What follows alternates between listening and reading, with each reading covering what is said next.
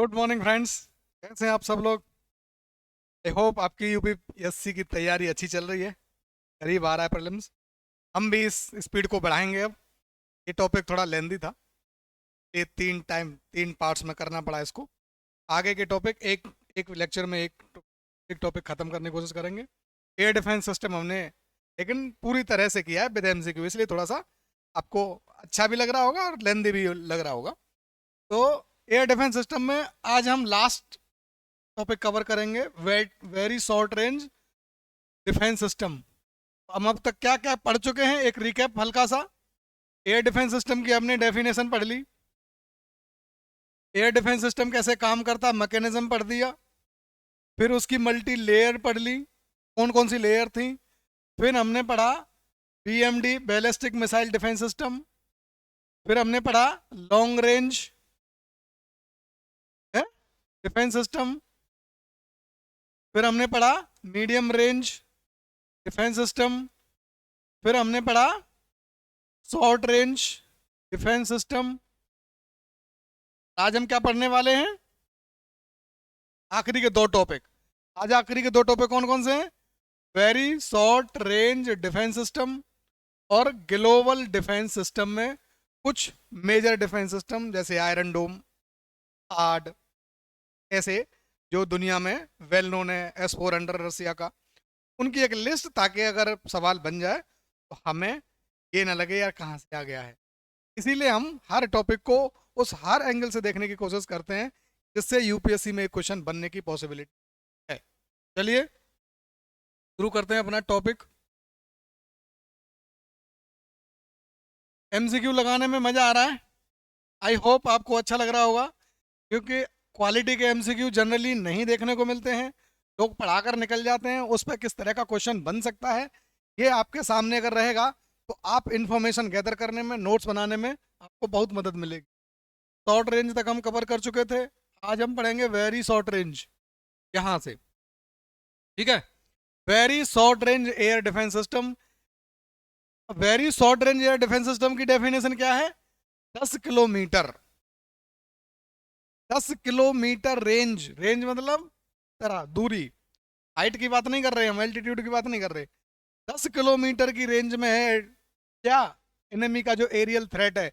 Aerial threat हमने definition में बताए थे कितने तरह के हो सकते हैं। मिसाइल हो सकती है, एयरक्राफ्ट हो सकता है, हेलीकॉप्टर हो सकता है और यूएवी यानी ड्रोन भी हो सकता है। एरियल थ्रेट अगर टारगेट से 10 किलोमीटर है तब भी हम उसे खत्म करने की कैपेबिलिटी रखते हैं, है ना। हमने बीएमडी से शुरू किया था, उसी के देश में मार कराए। फिर हम लॉन्ग रेंज पे आए कि वहां से चल के आ गया, हमारी रेंज में ही आ गया, हमारे देश के एटमॉस्फेयर में आ गया है और अभी हमसे 400 किलोमीटर दूर है, तब मार दें। फिर हम आए मीडियम रेंज पर, 120 किलोमीटर के आसपास है, तब मार दें। फिर हम आए शॉर्ट रेंज पर, 35 किलोमीटर तक है, तब मार दें। अब आ गए हम कहाँ पर?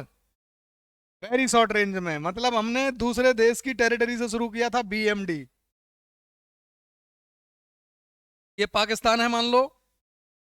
अब पाकिस्तान से कोई मिसाइल चलती है तो अगर हमको उसी के एटमॉस्फेयर में ख़त्म करनी है तो हम यूज़ करेंगे BMD, ballistic missile defence system. उसी के एटमॉस्फेयर में 30 किलोमीटर, 50 किलोमीटर और 100 किलोमीटर इंडोस्फेरिक और एक्सोस्फेरिक। हमने बात करी थी कि दो फेजेस में हम बीएमडी बना रहे हैं। इंडो एटमॉस्फेरिक के लिए फेज 1 और एक्सो एटमॉस्फेरिक के लिए फेज 2। तो हमने यहाँ खत्म करने के लिए एक लेयर करी थी।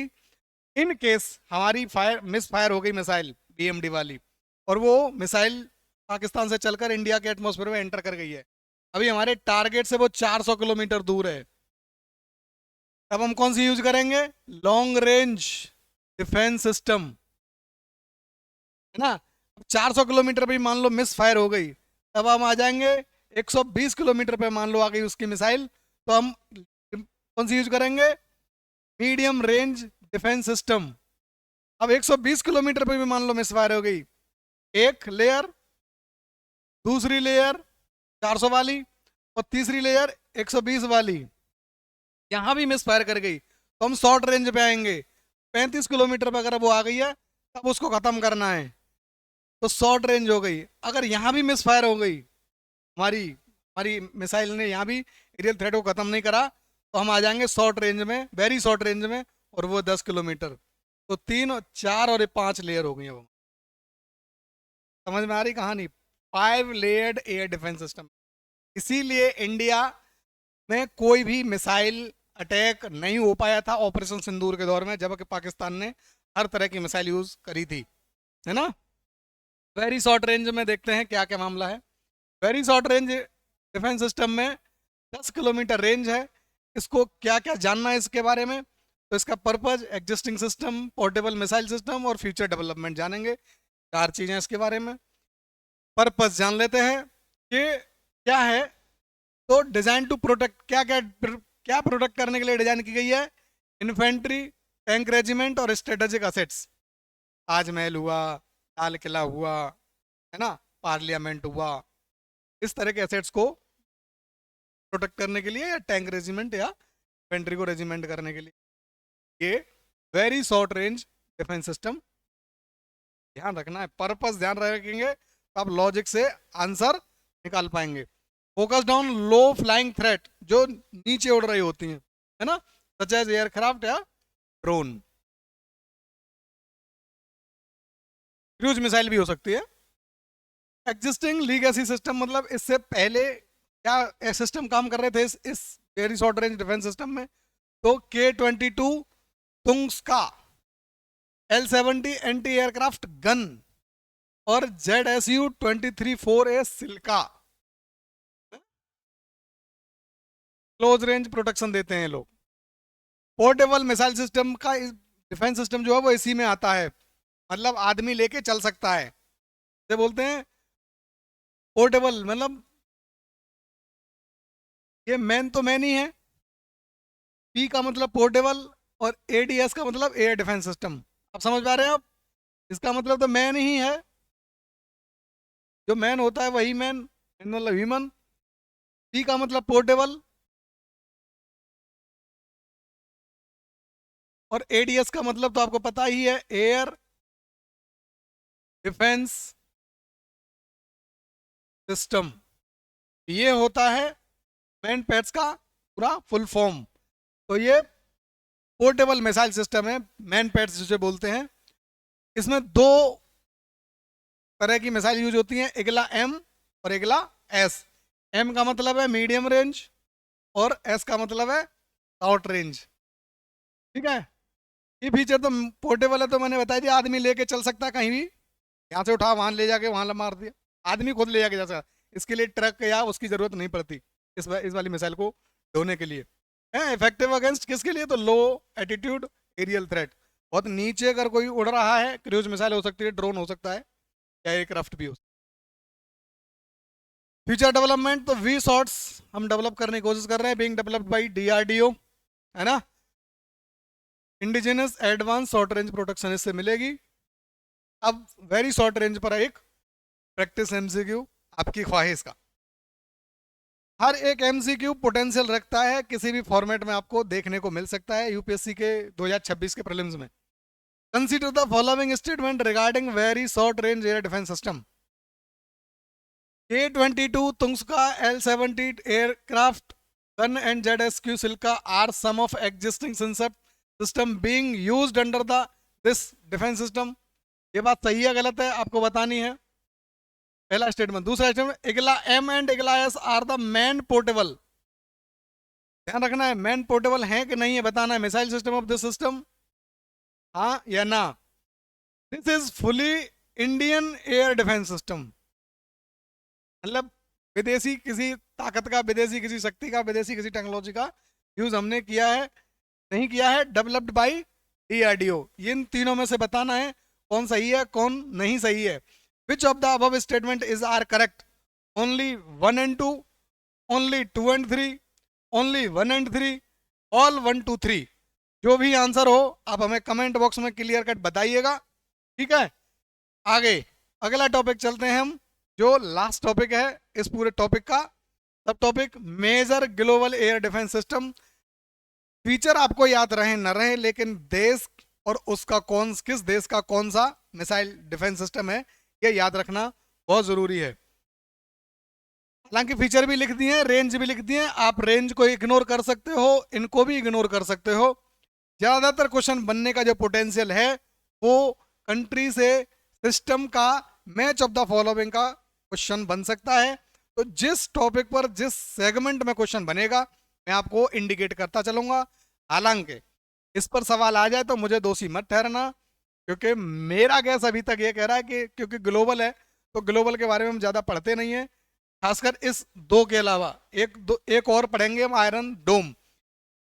ये तीन पढ़ते हैं, तो इन तीन का आप सब कुछ पढ़ लेना, यानी रेंज भी पढ़ना है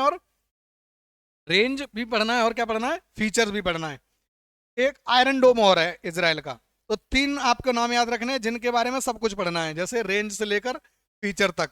लेकिन एरो 3 है, HQ9 है, और भी 4-5 आएंगे, उनमें केवल आप देश का नाम और सिस्टम का नाम याद रखें। I hope I made my point. Got it clear? चलो, मैं अपने लेवल पर आपके सामने ये स्क्रीनशॉट ले सकते हैं। अगर आप चाहेंगे तो हर एक लेक्चर का PPT भी हम डिस्क्रिप्शन में अपलोड कर दिया करेंगे। S-400 कहाँ का है? रसिया का। थर्ड है ना, थर्ड कहाँ का है? USA का। एरो 3 इसराइल और USA दोनों ने मिल के बनाया है, प्लस का साइन होगा। HQ9 कहाँ का है? चाइना का। पैट्रियट PAC-3 USA का। एस्टर 30 फ्रांस और इटली दोनों का मिलकर बनाया है, दोनों ने। ठीक है। डेविड स्लिंग, ये आजकल यूज हो रहा है ईरान के खिलाफ युद्ध में, इसराइल का है, ईरान के खिलाफ जो युद्ध हो रहा है। AM-SAM ये कहाँ का है? साउथ कोरिया का। NASAMS नासा MS ये कहाँ का होगा? USA प्लस नॉर्वे का। दो कंट्री के मिलके बनाया है। स्काई सबरे किसका है? UK United kingdom. और FD-2000 ये किसका है? चाइना का है। ठीक है। ये रहे पूरे मिसाइल डिफेंस सिस्टम। और भी हैं शॉर्ट रेंज ग्लोबल, मतलब हमने 3 कैटेगरी में बांट के पढ़े हैं ये। आप देखेंगे major global air defence system है, तो लॉन्ग रेंज वाले ये 4 हैं। ग्लोबल डिफेंस सिस्टम थोड़ी सी कैटेगरी बना लेते हैं तो ज़्यादा बेहतर रहता है। लॉन्ग रेंज वाले ये 4 हैं, मीडियम रेंज वाले ये 4 हैं ग्लोबल लेवल पर, शॉर्ट रेंज वाले ये 3 हैं, और शॉर्ट रेंज पर चौथा ये है आयरन डोम। ये बहुत फेमस था, इसराइल का एक एयर डिफेंस सिस्टम है जो ईरान के खिलाफ सबसे ज़्यादा यूज हुआ। हालांकि अब ये डिफीट खा रहा है, खत्म हो रही है इसकी बैटरी, तो उतना प्रोटेक्ट नहीं कर पा रहा है। तेल अभी पर अब ईरान की मिसाइल जाके गिरने लगी है ना, 70 किलोमीटर तक इसकी रेंज है। तो अब लास्ट इसका एक पोटेंशियल MCQ कि इस टॉपिक पर क्या क्वेश्चन देखने को मिल सकता है। जैसा क्वेश्चन बन सकता था मैंने वैसे ही बनाने की कोशिश करी है। ठीक है। मैंने एक एलिमेंट एक्स्ट्रा जोड़ दिया, रेंज वाला। अब आपको बताना है consider the following pairs. System है, कंट्री है और रेंज है। जहां तीनों मैच्ड हो वही बताना। How many of the given are correctly matched. Third है USA का, लॉन्ग रेंज है या मीडियम रेंज है या शॉर्ट रेंज है। अगर तीनों सही हैं तब हाँ बोलेंगे, वरना ना बोल देंगे। ऐसा ही एरो 3 हो सकता है कि यहाँ गड़बड़ हो या यहाँ गड़बड़ हो। आपको बड़ा केयरफुल होकर क्वेश्चन पढ़ना है। UPSC अब इस लेवल पे जा रहा है, तो पहले बाई कॉलम टेबल आती थी, अब हो सकता है 3 टेबल की कॉलम आए जब रिलेवेंट फैक्ट उसमें हो। तो HQ9 चाइना मीडियम रेंज है कि हाई रेंज लॉन्ग रेंज है, चेक करके बताना है पेयर। पैट्रियट PAC-3 USA का तो है कि अकेले USA का है या कोई और भी कंट्री थी, याद करो। फिर रेंज शॉर्ट है, मीडियम है, लॉन्ग है। थोड़ा सा डिफिकल्ट हो गया पेयर आपके लिए, लेकिन इस लेवल की प्रैक्टिस करोगे तभी UPSC में कॉन्फिडेंटली एग्जाम हॉल में जा पाओगे, और एग्जाम हॉल के बाद कॉन्फिडेंट होके बोल पाओगे कि मेरा प्रीलिम्स हो रहा है, मैं मेंस की तैयारी कर रहा हूँ। 40 दिन बर्बाद होने से बचा सकते हो वो तभी जब इस तरह के क्वालिटी क्वेश्चंस पे आप प्रैक्टिस कर लोगे और यहाँ सीख लोगे कि भाई इस तरह का क्वेश्चन आ सकता है। अब बताना यह है कि how many of the pair, ये नहीं बताना कौन सा सही कौन सा गलत है, ये बताना इन चारों में से 3 सही हैं, 2 सही हैं, 1 सही है या चारों सही हैं, है ना। Only 1, only 2, only 3, only 4। अब ये रहा आपका। आप यहां से आंसर कमेंट बॉक्स में कीजिएगा, और जैसा कि हमने वादा किया था इन सारे आंसर्स की लास्ट में एक आंसर की भी हम बताएंगे आपको। ये रही आपकी आंसर की। 8 क्वेश्चन थे इस पूरे टॉपिक में और 8 टॉपिक के ये आंसर रहे आपके। स्क्रीनशॉट ले लीजिए और एक बार मैच कर लीजिए कि आपने जो कमेंट बॉक्स में आंसर दिया था वो सही था या नहीं था। Thank you very much. Channel को सब्सक्राइब कर लीजिए, इस वीडियो को अपने दोस्तों के साथ ज़्यादा से ज़्यादा शेयर कीजिए और लाइक और कमेंट करना ना भूलिएगा, क्योंकि इससे यही हमारा सोर्स है मोटिवेशन का। मैं आपसे कोई चार्ज नहीं कर रहा हूँ और न मैं कोई पेमेंट ले रहा हूँ किसी भी फॉर्म में, बस मैं आपको पढ़ा रहा हूँ। और आप मुझे बदले में क्या दे सकते हैं?